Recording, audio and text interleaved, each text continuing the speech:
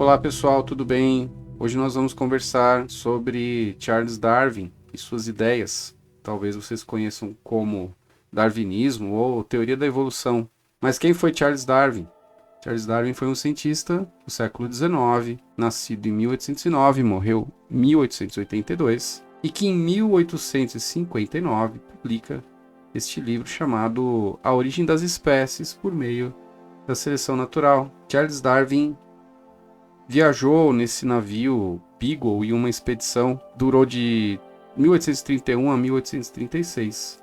Era uma expedição da Marinha Inglesa, que fez uma espécie de circunnavegação pelo mundo com propósitos científicos, principalmente geológicos, de entender a geologia. Mas Darwin, como era um naturalista, aproveitou para coletar animais, plantas, fósseis e fazer suas observações. Interessante que ele passou também pela Bahia, Rio de Janeiro, e inclusive relata coisas que ele observou aqui no Brasil em um livro chamado A Viagem do Beagle.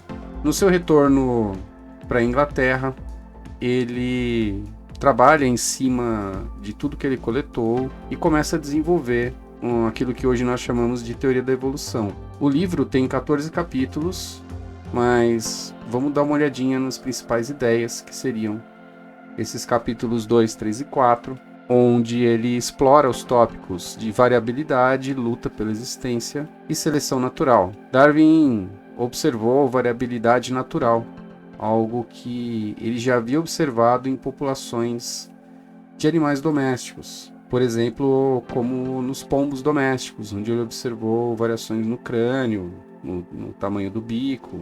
Isso levou Darwin a pensar nessa questão de que as populações de certas espécies ou de todas as espécies não têm indivíduos totalmente idênticos uns aos outros, existe uma variação. Na natureza, Darwin pôde observar em diversos casos que existiam variações de certas características. Uma variabilidade natural muito famosa é em relação aos tentilhões, que são pássaros que vivem em um arquipélago, que é o arquipélago de Galápagos, onde as ilhas têm pequenas mudanças em sua flora e na alimentação disponível.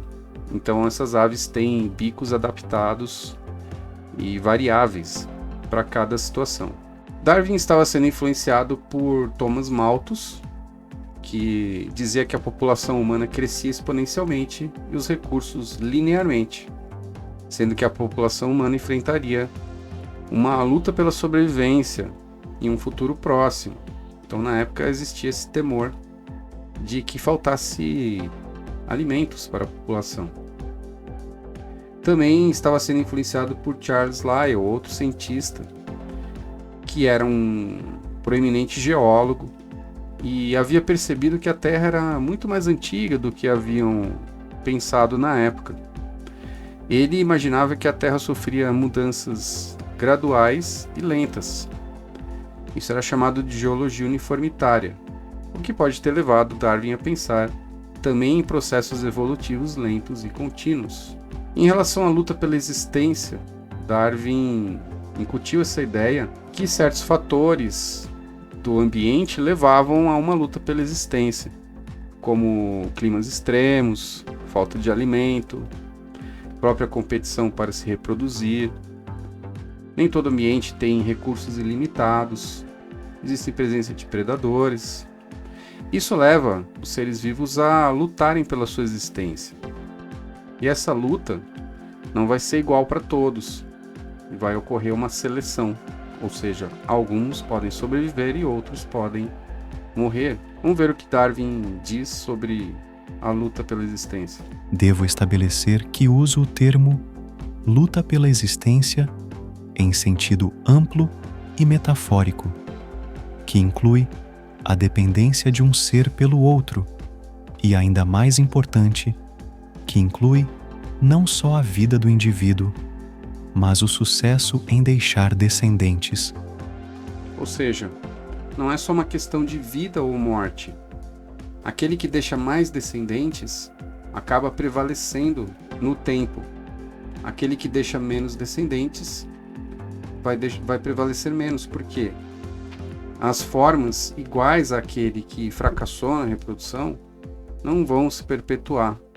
Já as formas ou as variações daquele que conseguiu deixar mais descendentes vão se perpetuar. E como para Darwin a evolução é um processo lento e gradual, com o tempo as populações vão ter mais daquelas formas ou daquelas variações que tiveram mais sucesso reprodutivo. Claro, a seleção natural pode envolver a morte de um organismo e a sobrevivência, mas ela é mais do que isso, ela também o sucesso reprodutivo. Por exemplo, dois animais que competem por recursos no ambiente. Aquele que tiver melhor alimentado ou que tem o melhor nicho para se desenvolver pode ter mais sucesso. Plantas também lutam pela existência, fungos, bactérias. Claro que Darwin observou mais os organismos macroscópicos, né, como animais. Filhotes que precisam se desenvolver em ambiente hostil podem se desenvolver bem ou mal, e na fase adulta isso pode impactar na quantidade de filhotes que ele vai ter. Em relação à seleção natural, que é uma consequência dessa luta pela existência, Darwin afirma o seguinte: a essa preservação das variações favoráveis e rejeição das variações prejudiciais, eu chamo de seleção natural. Então, a seleção natural é, ao mesmo tempo, preservar as formas favoráveis. Então, veja que seleção natural não é relativo ao que é mais forte, como às vezes alguns colocam, que sobrevive o mais forte. Sobrevive o mais apto, sobrevive o mais adaptado. Força ou fraqueza pode ser relativo. Às vezes ser fraco, mas ter alguma outra característica que te leva a uma adaptação mais favorável pode ser importante. Então eu tanto vou preservar as formas mais adaptadas, como vou eliminar as formas menos adaptadas. No mínimo, elas vão se reproduzir menos e deixar menos cópias da sua variação. Então a seleção natural, ela é resultado, ela é como se fosse um filtro de toda a luta pela existência. E quando a luta não é bem sucedida, aquele organismo vai desaparecer com o tempo. Darwin também coloca que existe um tipo especial de seleção natural, que é a seleção sexual. A seleção sexual é a luta pelo direito ao acasalamento. Alguns vão conseguir e outros indivíduos não vão conseguir. Isso leva a situações bem interessantes, como pássaros com plumagens muito coloridas e chamativas, que às vezes parecem até atrapalhar o voo ou podem chamar a atenção de predadores, mas que foram favoráveis para ele porque atraíram as fêmeas e ele conseguiu deixar mais descendentes do que um outro animal, sem ter as plumagens tão coloridas ou chamativas. Esse é só um exemplo dentro das aves. Então a seleção sexual também é importante para Darwin, é um tipo especial de seleção natural. Resumindo, a teoria de Darwin tem essas 3 etapas.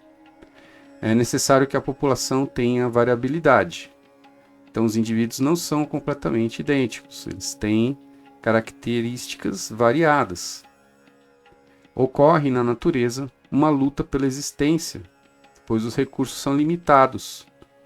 Então o indivíduo precisa não só obter o máximo de recursos ou recursos adequados, como também lutar pela sua reprodução. E isso resulta numa coisa chamada luta pela existência. Em seguida, a seleção natural filtra, deixando vivos ou com mais descendentes aqueles que estão mais adaptados.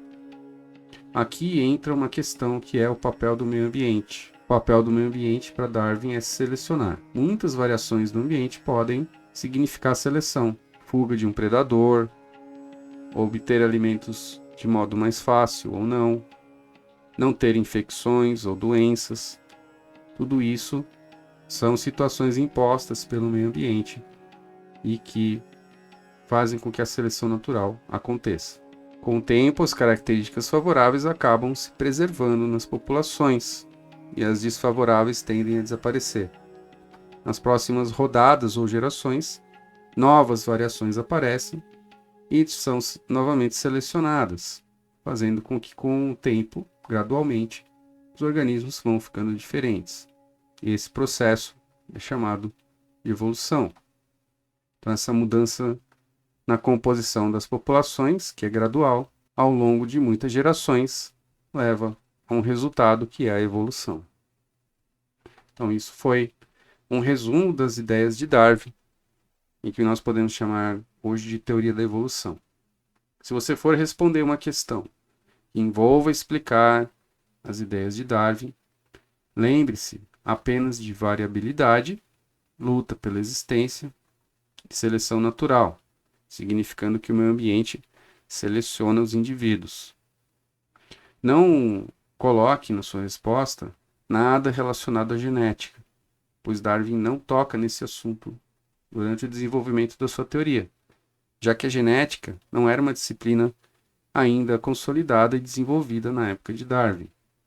A genética estava começando a se desenvolver a partir dos estudos de Mendel, mas ela não é incluída na teoria clássica de Darwin. A genética só vai ser incluída no século seguinte, através de uma teoria sintética da evolução. Espero que vocês tenham gostado e vejo vocês no próximo conteúdo.